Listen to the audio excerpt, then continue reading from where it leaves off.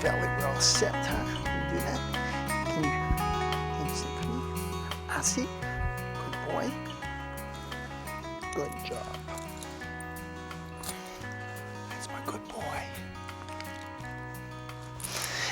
Hi, welcome to another edition of All About It's All About the Dogs, and I'm your host, George Philip Quinlan, and today we're going to talk about walking with our dogs. With the time change and getting darker sooner, we want to be careful when we go out for our walks. So it's a nice investment to protect your dog, to look for a vest that might help reflect from the traffic. I also use this vest a lot when I go in the woods in back of my house, or I go out my training field in back of my house to protect him from any accidental problems with hunters. It's a really simple system, and you can find one that works best for you, but it's just a little coat. In this case, this one here is like a raincoat, but something to think about if you like to go for your walks late in the afternoon with the sunset. You know, when we were children, we were raised to always wear white at night. I don't hear stuff like that talked about, and I see people after dark all the time in dark clothes. Well, maybe I've taken it with me from my childhood, but as far as I'm concerned, if we go out with our dog after a certain hour in the afternoon, they're going to have their traffic vest on and take the extra added protection to keep them safe. Today's subject is going to be on collars, leash work. Over the years, there have been many changes, many additions to training dogs, and all kinds of techniques to teach dogs how to walk on a loose leash. And we're going to look at a couple of pieces of equipment. Many years ago, I wrote an article called Equipment That Teaches Dogs to Pull. And I'll explain what I mean by that as we go along, because no matter where you go for training, there are so many forms of training. There's positive method training, there's motivational method training, there's balanced dog training, and then there's severe compulsion dog training. You really have to find your dog trainer that fits with you, and the more compassion that we use towards our companions in training, I really truly believe we're going to have a higher success rate. I want to talk about the different things that are on the market, the equipment, and I want you to look at equipment as tools. They're nothing more than tools to be able to help us achieve our goal of spending some time with our dog and not having our shoulders dislocated and our arms dislocated from the shoulder.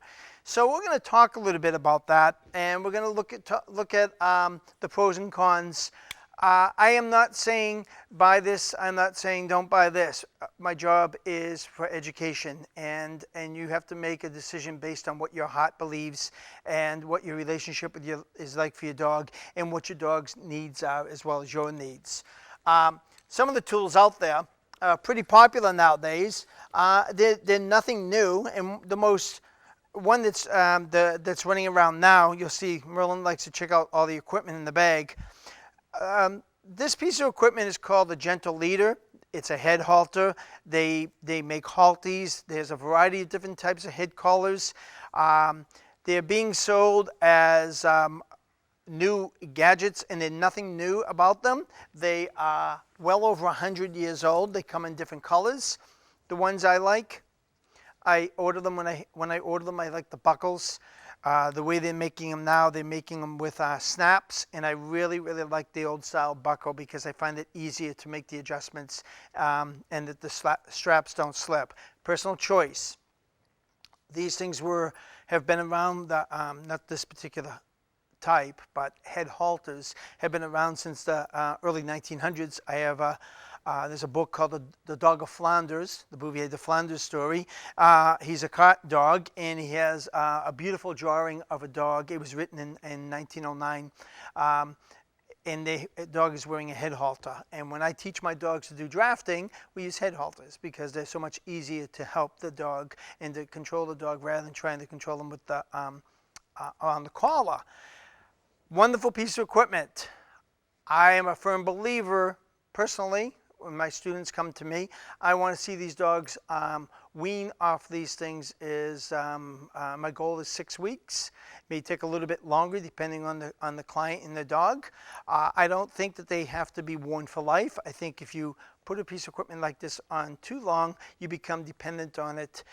They're wonderful. They really give you the tools that you need to accomplish your goals. And the purpose is to keep the dog close to you. The next piece of equipment that was very popular and was used for a long time is the choke chain. Now the choke chain or training collar it can be purchased in any grocery store. And I don't use these. I refuse to use these. Apparently I had the reputation, without me knowing it, that if you showed up at my training facility with one of these, I sent people home. I don't recall ever doing that, but that's the reputation that got developed, and that's quite all right with me. I found too many problems with this type of collar.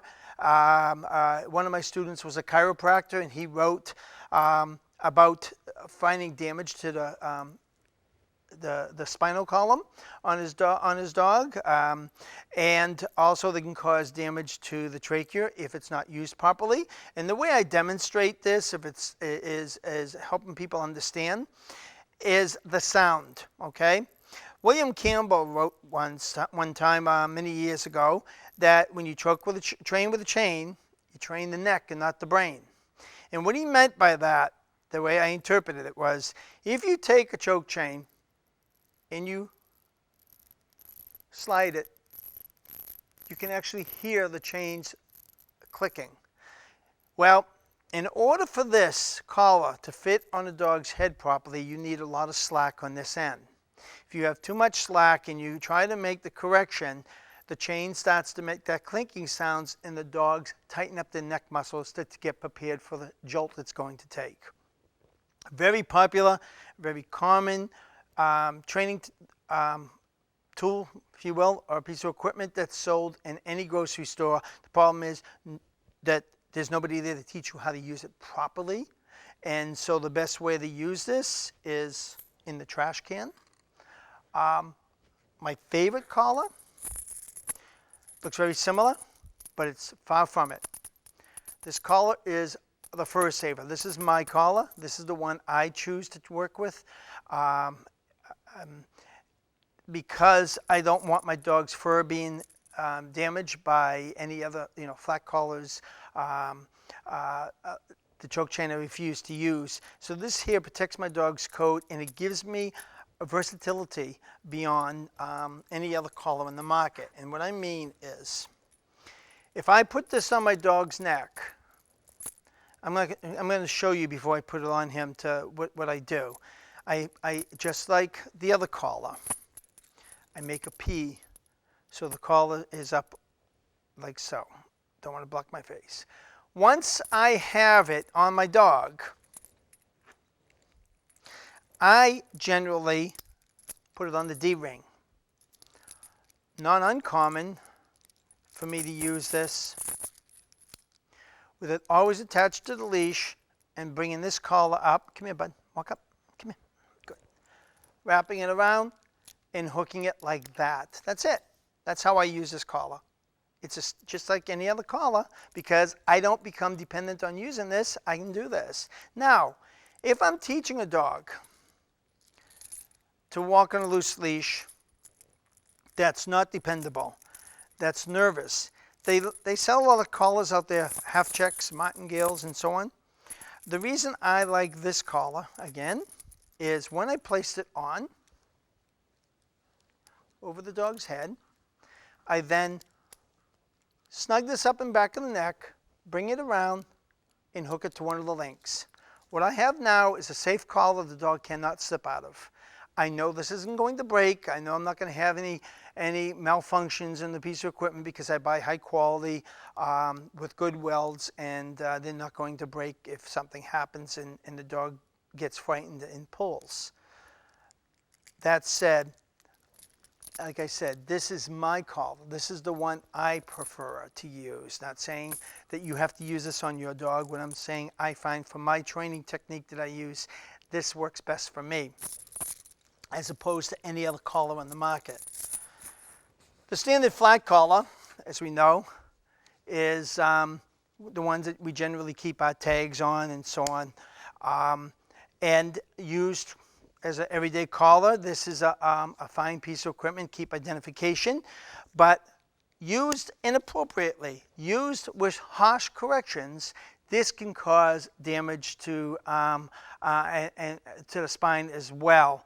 And if we become dependent and overcorrect, we can disengage the spine just enough to cause discomfort and pain that will come down and start to affect the dog later as a stiff neck. And when I see cases of aggression, what I'm looking for is from the veterinarian, I need to know that there's no damage or injury to the neck, no ear infections, tooth issues, anything around that part of the dog's head will encourage or create discomfort, and the dog may respond inappropriate, and then we give the dog a correction where we're making the problem bigger than we need to be.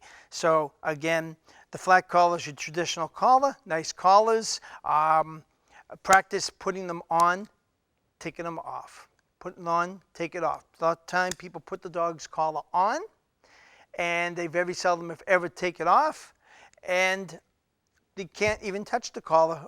For some of the dogs' cases I see, the dogs, when you go to reach for the collar, the dog has a reaction to it. So we want to make this collar a very positive thing to do, okay? In other words, if I want to give the dog a treat, I reach, touch the collar, give the cookie. Touch the collar, give a cookie. I want the dog never afraid for me reaching for its collar, reaching for the dog. I never punish a dog for coming to me. I encourage a dog to come for positive things. If I have to get it away from a situation, I will encourage it to be next to me, and then I'll fix that situation in a moment. But I never punish the dog or grab the dog by the collar and pull it away, okay? With this, brings me to my second favorite collar, and in many ways this is my all-time favorite training collar, but it's not one that I use on a regular basis, okay? This is called the Chinook breakaway collar. It was designed by a woman for a safety issue, and because the dogs get hung up, they wanted to be able to collar to break, come apart, and the dog to be able to get away instead of getting hung up. It looks like your standard flat collar, okay? Not much different about it, except, and it comes in different colors. I just like this color to go out with my dog. The big difference with this, it has a breakaway. So if the dog was to get hung up on something, collar will come apart, okay? Little system here, and you just put it back together, snap it. When you want to walk your dog on it, you hook the two D-rings together. How do I use this for a training collar? Well, a fellow member of the National Association of Dog Obedience Instructors contacted me and asked me, how do I use the safety collar? So I told her, I'm going to give you a demonstration. There's two ways that this can be used in my training program. The easiest one, the first one that I do, while the dog's learning how to walk on a leash, I keep teaching the pup how to walk on a leash on other collars, and I test it with this one. But the way I use this one the most is, biggest problem that I have complaints about is people can't get their dogs away from the door, so they reach down and grab the dog by the collar and pull it away. I had an apprentice come to spend some time with me from Germany, a dog trainer. She was an amazing trainer in her own right, but she wanted to learn more about how to deal with behavior issues. She did search and rescue cases. She was in Mexico after the earthquake, so she knows how to train dogs, but she wanted to learn more about dealing with behavior problems. So as a gift, when she went home, she had Dobermans. I gave her two of these safety collars as a gift to take home for her animals. And about a week later, I got a phone call, and she said the collar doesn't work. And I didn't understand what she meant. I said, well, how does it not work? She said, well, my neighbor came over with 2 bags of bones, And when the dogs went up to the door, I reached down and grabbed the collars to take the dogs away, and the collars broke. And I said, that was the point. The point is you should be able to tell your dog verbally, back up, get to a spot, and if they can't, then you teach it that way. This is to prevent you from pulling the dog away from the door. Pulling the dog away from the door encourages the dog to pull and encourages the dog to frustration to develop and become more aggressive at the door. When we do leash work, when we go for walks with our dog, the dog pulls us. If we allow them to pull us, then the dog gets rewarded for that, and they keep repeating that behavior over and over and over. There are so many ways to gently teach a dog to walk with you, but at the end of the day, it's your relationship.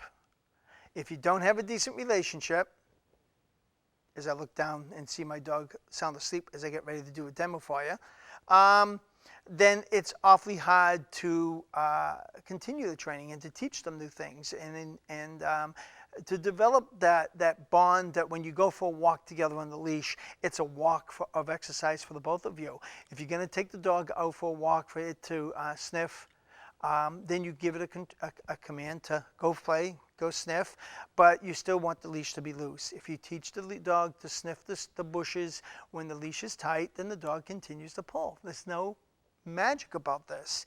If you allow the dog to pull and he drags you down the street and he's collecting all this smells and these great stories about other dogs that have passed there in the past, then you're just encouraging the dog to pull and disconnect from you. I'm not against letting dogs sniff, but there's no reason why they can't sniff on a loose leash, and there's no reason that when the dog is on a leash, they can't go for a walk with me.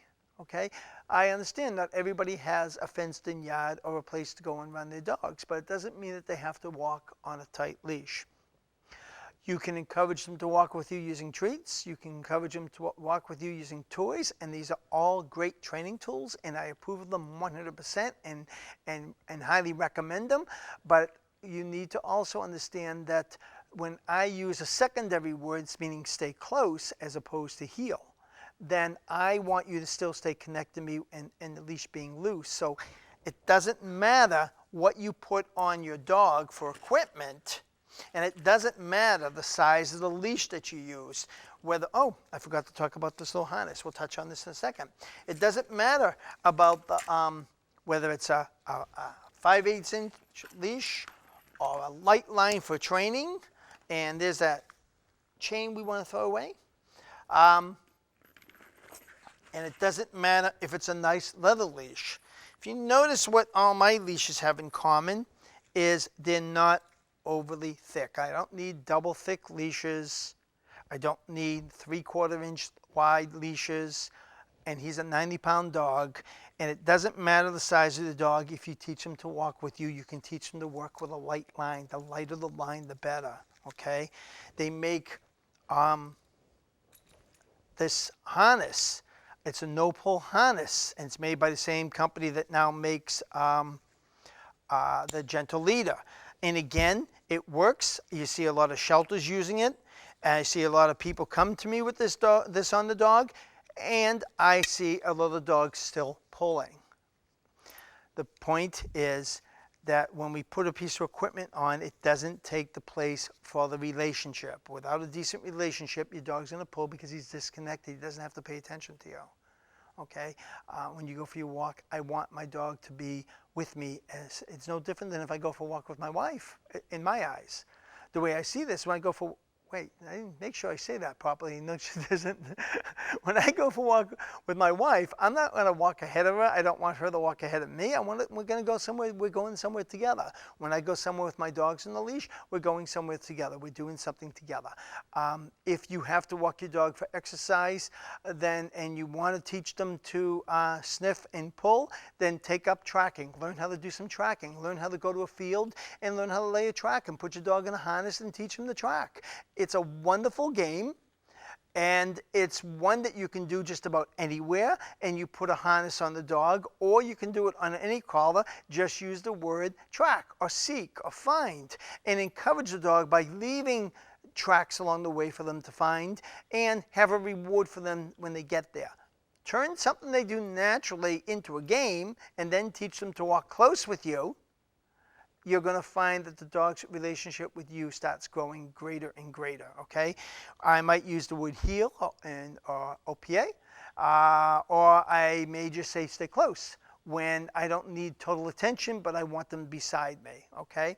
Listen, I understand the frustration of trying to walk dogs. I understand that not everybody wants to teach healing. I don't want to teach precision healing. There are dog trainers out there that are just absolutely remarkable. I couldn't hold a candle to for precision healing, okay? But I've never, ever in my whole life had a dog that ever pulled me on a leash, and I don't care if I've owned that dog for years or if dog just came into my house within 3 days, he's not pulling me on a leash ever. It's just unacceptable, and it's dangerous, and it just doesn't have to happen. It doesn't mean you have to fight with the dog, okay? The way we teach it is we stay focused on the animal, and when they look at us or the leash is loose, we say, that's good, let's go for a walk. Dog starts to disconnect and go too far, just stop, slow down, wait.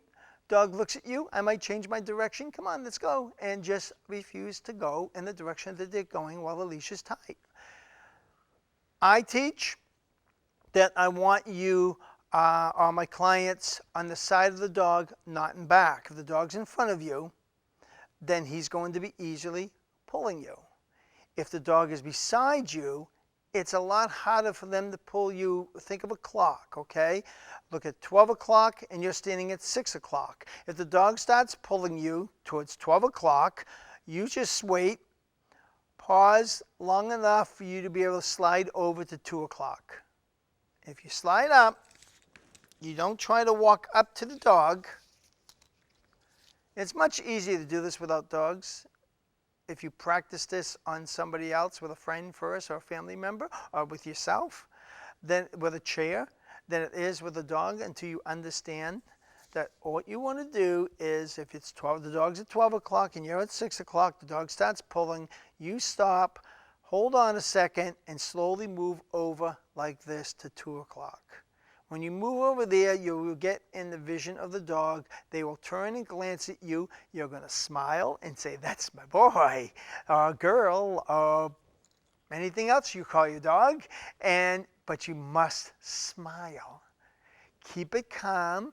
Look at that dog. When they come to you, we start walking in this direction. You want to use food? Food will work. But you want to use a smile? That'll work. You want to just use movement as a reward? That'll work, because that's what the dog really wants. Yes, give him a treat, but if you don't move along with it and give the dog a chance to continue checking out the rest of the world, they won't make the connection. They may, but it'll get harder, and you're going to get more frustrated, and then you're going to quit, and guess what? You go back to letting the dog pull you again. Don't struggle with your dog. I do all my morning walks with my dog with my cup of coffee in my hand. When I teach my dogs how to walk on a leash, I have a mug in my hand and I adore my coffee and I don't want it to spill. My program out in Oregon that I had for many years was well known for the fact that my graduation, you had to walk weave in and out of 5 chairs with a glass of water in the right hand with your leash with the dog on your left hand. If you wanted to graduate the 6-week class to go into the next level, you had to come back with water in that Dixie. It was a Dixie cup, by the way.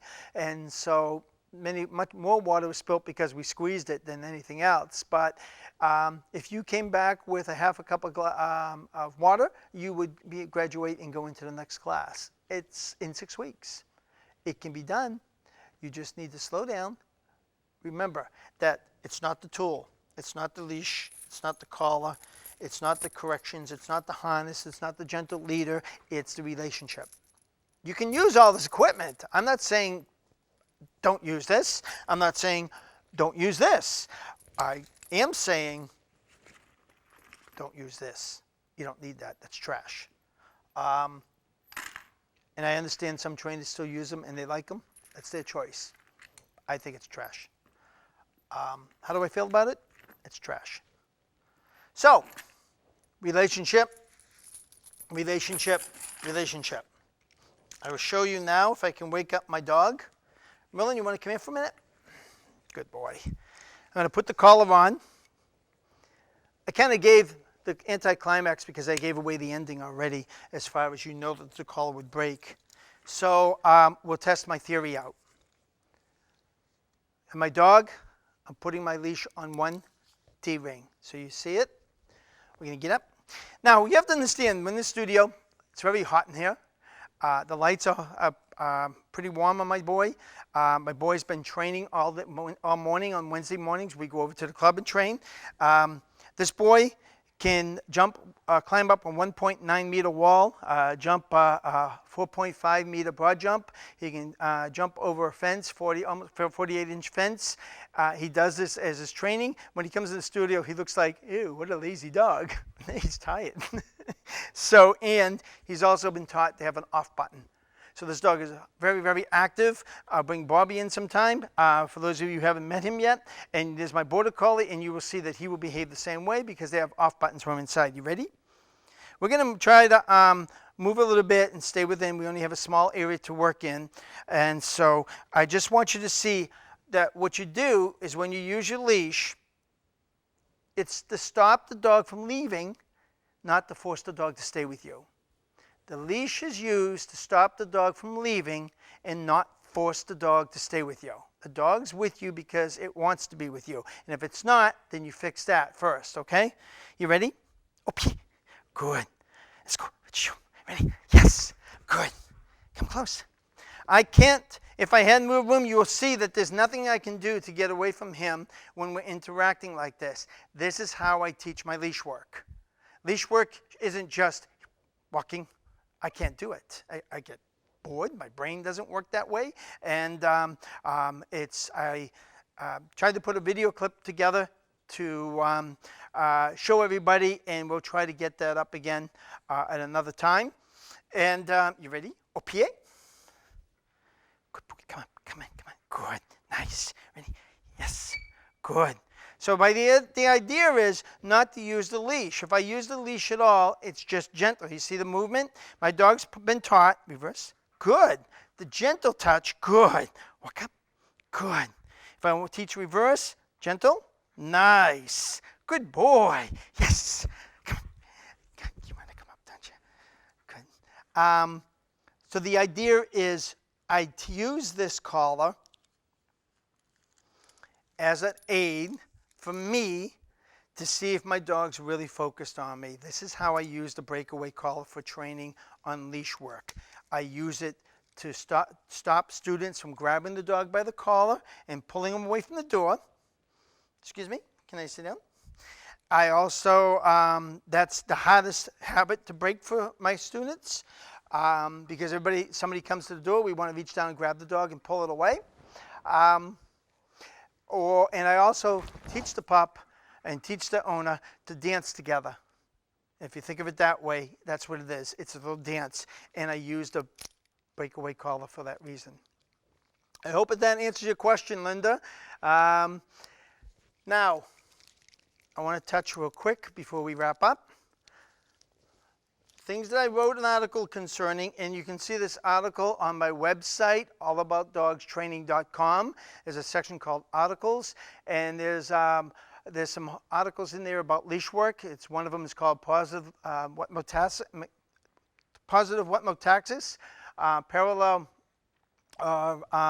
leash phobia, and equipment that causes dogs to pull.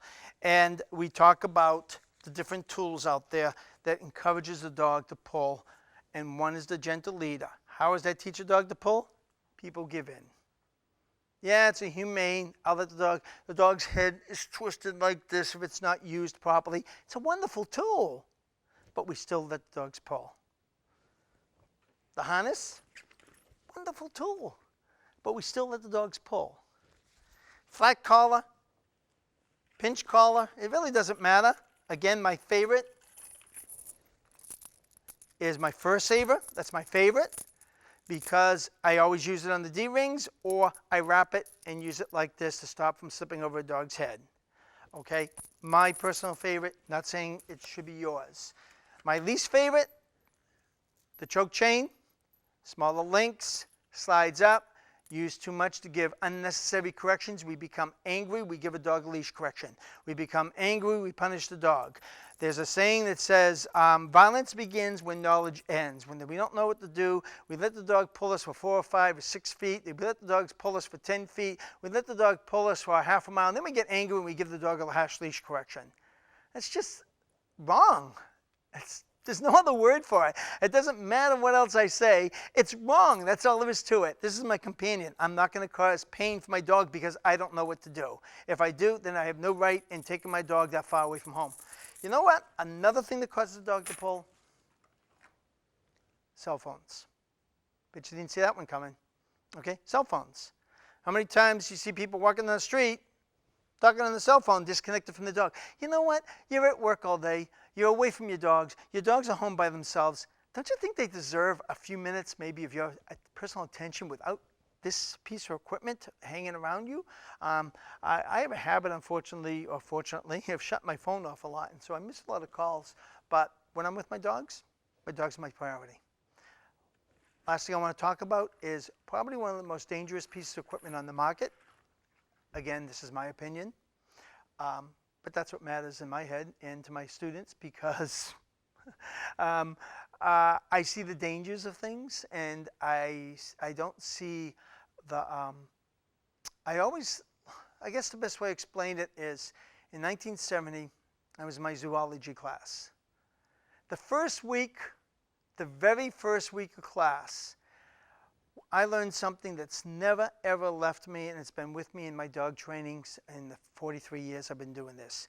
I recently took a webinar, and it was the same exact thing I learned in 1970 in my very first class of zoology. I heard them talking on this webinar like it was a newfound piece of philosophy, and it really, there's nothing new about it. It's simplicity. It's the cost-benefit factor. Before I do anything with my dog, I want to know what the benefit is and what's it going to cost me.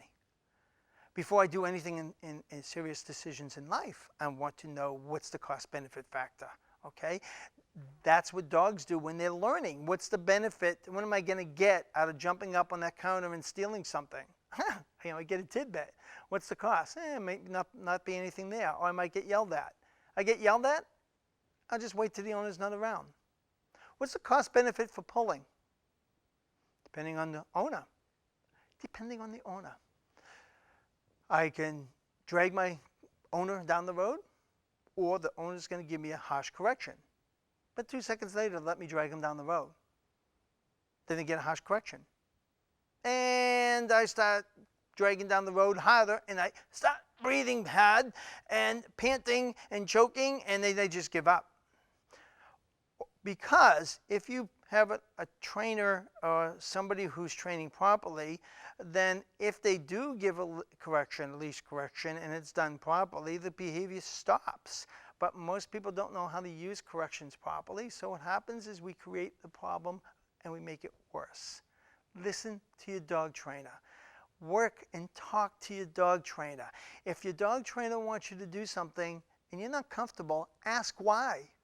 Remember the cost-benefit factor to what you're going to do. If the instructor should be able to explain to you why they want you to do this. And if you really don't want to do it because it just doesn't feel right in your heart, I know myself and a lot of my colleagues will find an alternative for you. We'll find another way. We'll find a way to help you.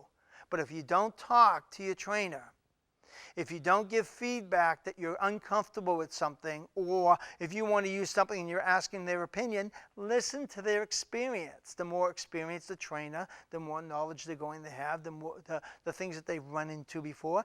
And if you're not comfortable, talk to another trainer if you feel like you need to. But the idea is don't blindly follow somebody that you're not comfortable about doing with your dog. If it doesn't feel right in your heart, don't do it. You don't want to think with your heart, you want to think with your head. But if it really doesn't feel right, maybe we shouldn't do it. So back to what I believe is the most dangerous piece of equipment on a dog. The Flexi Leash. Very popular. How does this hurt a dog? Well,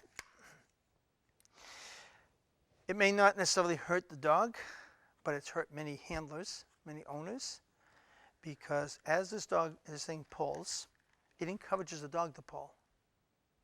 First of all, because there's constant pressure, and the dog doesn't have to pay attention to you. They just keep going out, keep going out, keep going out. So, we use a gentle leader to teach the dog to stay close. We use the disgusting choke chain to teach the dog to stay close. I know this trainer's out there going, there's nothing wrong with it. Yeah, there is. There is. You're not going to convince me otherwise. You use a choke chain to teach the dog to stop pulling. Use a gentle leader to teach the dog to stop pulling. We use a harness to teach the dog to stop pulling. And then we put them on a flexi leash to teach them to pull. Does that really make sense? Really? It's kind of productive, I think. It goes against all the work you're trying to do. You're disconnecting from your dog. How else are you disconnecting? Plastic. How can I disconnect? I'm telling you, take a moment. Shut your eyes. And my friends, some of my friends from Nadoy and some of my friends from out in Oregon that we used to play games with a couple of our colleagues of ours, we used to play the Coke bottle game in marbles where we would blindfold somebody and the other person would be down the end of the room giving the handler instructions on how to walk with their dog and pick up marbles off of Coke bottles along the way. That's shows you how long ago we had Coke bottles, not Coke cans. And you did it blindfolded. And what we found was the dogs were even focused more on the handler than if they weren't blindfolded. It was a fascinating game. We had so much fun. Other game we played was a sewing thread, a 4-foot sewing thread to a belt buckle, a belt loop, and the dog would be on a 6-foot leash. And I believe that was done while we were blindfolded. So the idea is the relationship, the connection with your dog. There was no commands to heel with the dog. They were just stay close, stay with me, stay focused, be aware of where I am, okay? This does the opposite. This teaches the dog they don't have to pay attention to you. The other thing is this disconnects from you from the feeling, the leash. Yeah, you can do this, but you want to see something? Go to my Facebook page, All About Dogs Behavior and Training Center, Facebook, and take a look at the picture of the person's finger that this got wrapped around as the dog was running and cut deep into the finger where the dog had to go, the person had to go into the emergency room. How many people do you know have had dogs' mouth get caught on this and cut and burn the inside of the mouth? So it can cause damage, it disconnects from the owner, and it gives the dog permission to pull. Okay, that's why I think it's dangerous. It counters everything we're trying to do with all this other equipment that we're working so hard to teach the dog to pull or not to pull. Oh, I guess we are teaching the dog to pull. So, the best way to teach dog training, the best way to teach leash work, have fun. Teach while you're playing with your dog. Why is it difficult? It may take a minute. I have a hard time understanding why it's difficult, okay? To me, I go out in my yard. I want my dog playing with me.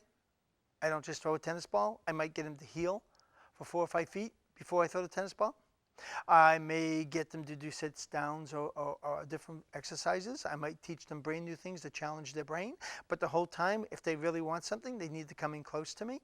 And if you want to get the comfort feel of it, put the leash in your hand, but don't attach it to your dog. Look to see how your hands behave without the dog attached to your leash. Do you find yourself doing this? If you do, it tells you that you have a habit that you need to get rid of. And if you want your dog to learn a new habit, you have to be aware of how hard it is to forget your habits. And once you do that, hopefully it'll make sense that the dog's struggling trying to learn with you. So, take your leash, put in your hand, have your dog running with you off leash, talk to it, call it, have it walk with you, and see if you're giving leash corrections to your invisible dog.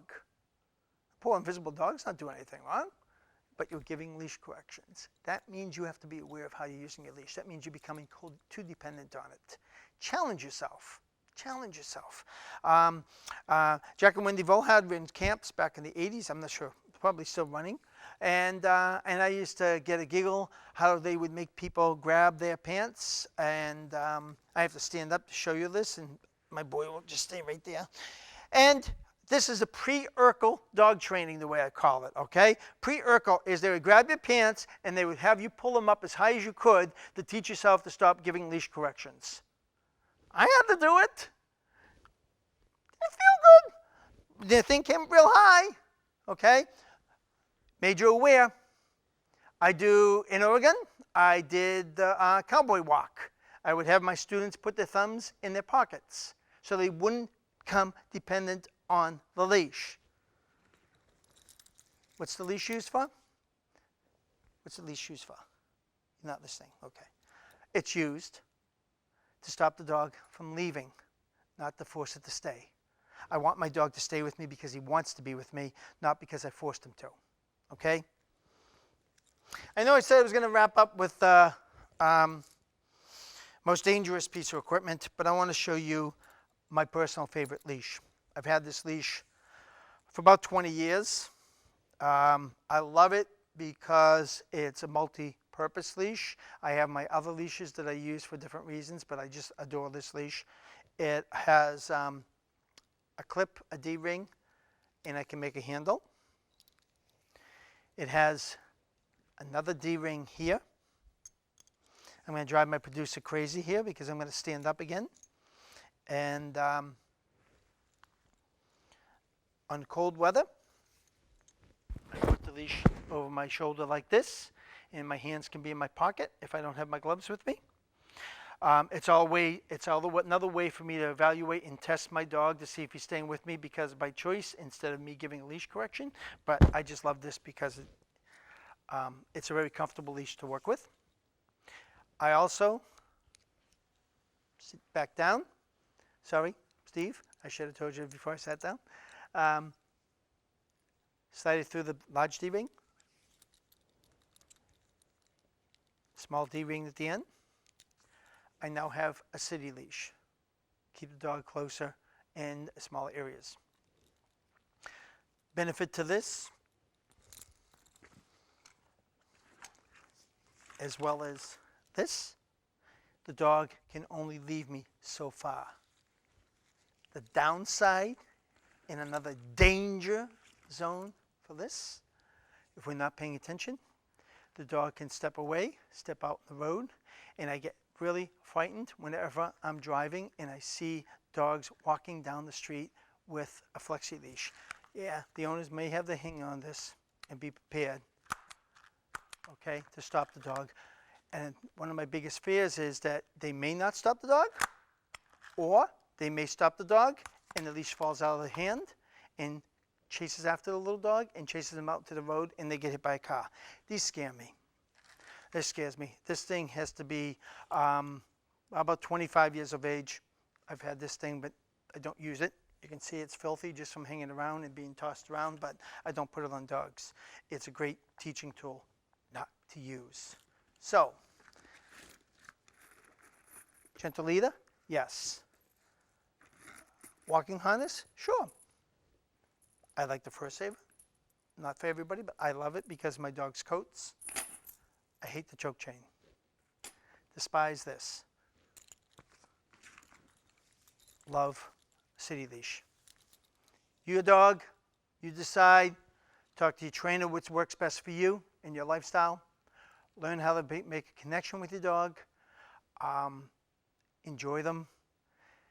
You know, they're really with us a very short time. We have to enjoy every moment we can with them. And most of the time we're not with them during the day. So the short time we have, let's make it enjoyable, make it pleasurable, make it a strong relationship. Because really, folks, at the end of the day, it's all about the dogs. Thank you for joining us. Okay, bud, you ready to go for a walk? Ready to go home? Let's pack up. I'll grab my coat and grab my hat. And